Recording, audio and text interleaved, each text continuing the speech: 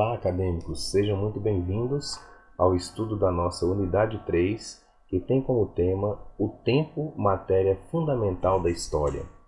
O principal objetivo dessa unidade é possibilitar a você, acadêmico, uma compreensão ampla em torno da importância do tempo como um elemento motor na construção histórica do desenvolvimento da civilização humana e da visão que situa o indivíduo como sujeito da história, ou seja, nós precisamos compreender o indivíduo como um protagonista dos fatos históricos, não isolados ao longo do tempo, mas interligados pelo tempo e construídos por ele. Assim, o ensino de história ele deve desempenhar um papel importante nessa configuração da identidade dos indivíduos, ao incorporar uma reflexão sobre o tempo e suas determinações nas relações pessoais, nas afetividades, nas participações no coletivo, nas atitudes de compromisso com as classes, os grupos sociais, as culturas, os valores e com as gerações do passado e do futuro. Nessa perspectiva, prezado acadêmico, o ensino de história ele deve ampliar e consolidar as noções de tempo histórico. Então é interessante nós percebermos aqui que a questão do tempo, ela passa por todo um desenvolvimento de uma perspectiva temporal. Ou seja, o desenvolvimento do raciocínio histórico ele supõe um trabalho diferenciado, porque nós vamos trabalhar aí com alunos, eu sempre vou frisar isso, na faixa etária de 6 a 10 anos de idade.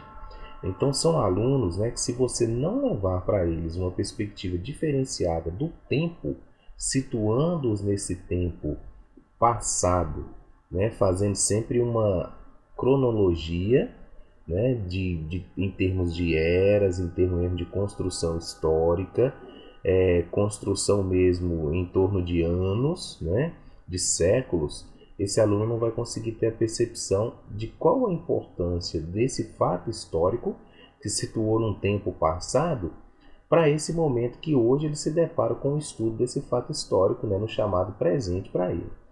Então, é interessante mapear essa perspectiva temporal a partir da apreensão também do contexto cultural, ou seja, das diversas culturas. O tempo histórico como construção social, ele não se limita ao tempo cronológico, a uma sucessão linear dos acontecimentos no tempo físico. Então, as capacidades de ordenação, vamos ficar bem atentos a isso. As capacidades de ordenação, sucessão, duração, simultaneidade e de quantificação do tempo necessárias para lidar com a temporalidade histórica não são suficientes para o seu alcance. Então são várias situações que nós precisamos trabalhar com o aluno para que ele possa se situar. Por exemplo, o conceito de simultaneidade mesmo é extremamente importante.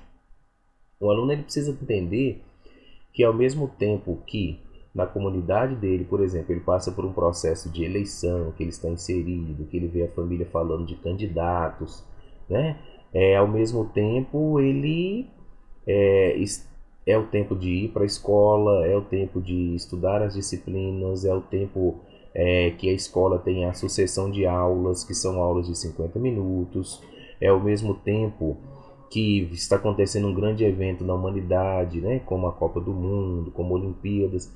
Então esse processo de simultaneidade ele precisa ser trabalhado também com o aluno.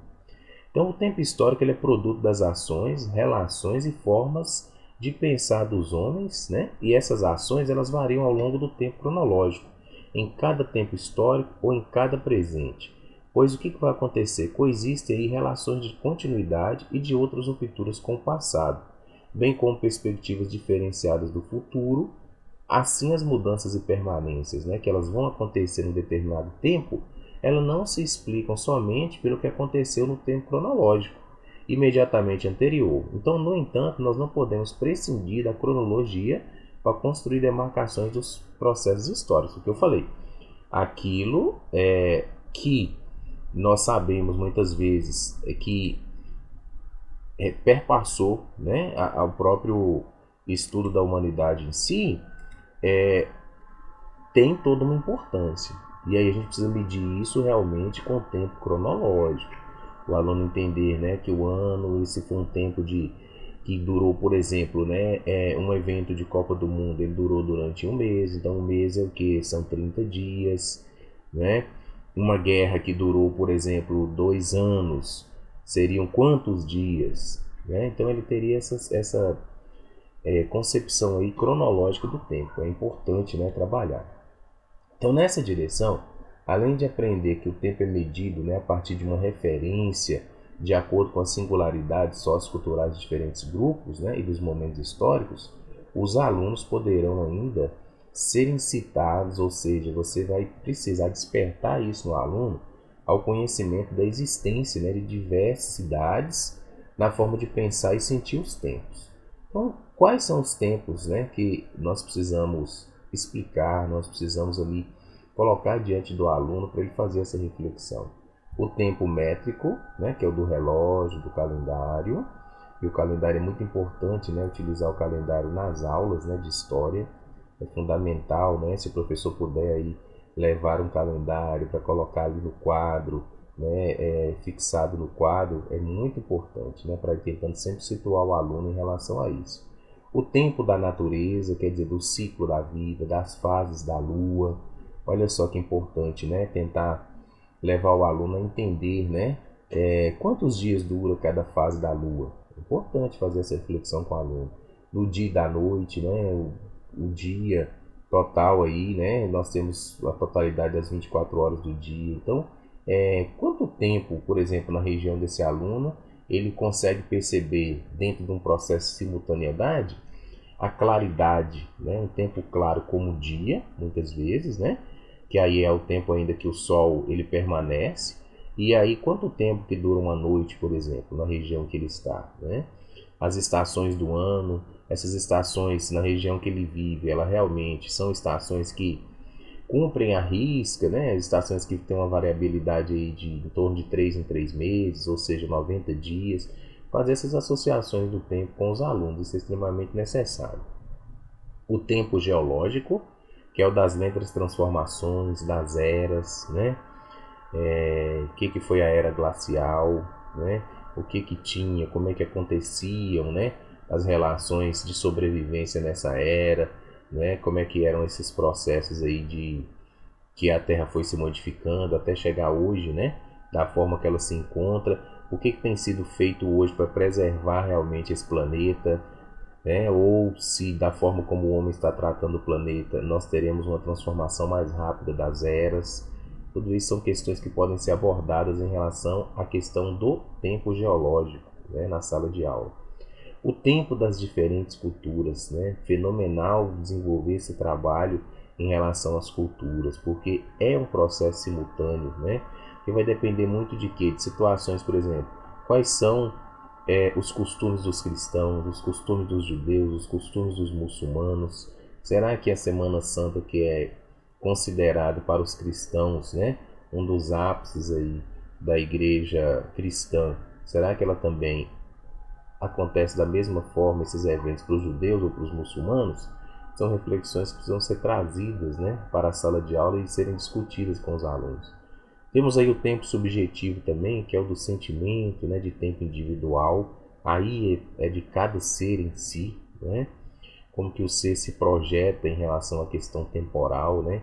E o ritmo e ordenação temporal para as diversas pessoas, para as diferentes atividades e instituições, o tempo do cozimento dos alimentos, né? Por exemplo, ele dentro da própria escola ele pode fazer, se pode fazer essa reflexão com ele, né? Qual é o tempo, por exemplo, o horário do recreio dele?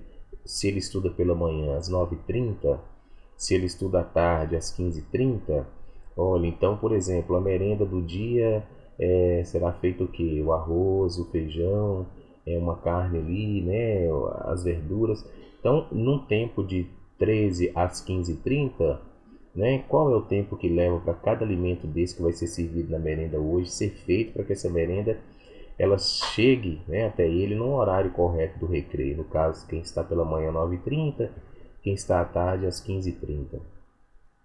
O jogo de futebol, né, se é um jogo de futebol, se é o futebol de salão, quanto tempo que é, né, que vai ser cada tempo cronologicamente medido, né, quantas equipes farão parte, né, como é que vai ser determinado entre eles essas relações do jogo, né? O tempo de cada aula é de 40 minutos, é de 50 minutos. Então são situações que elas podem e devem ser trabalhadas, né, nessa perspectiva de tempo.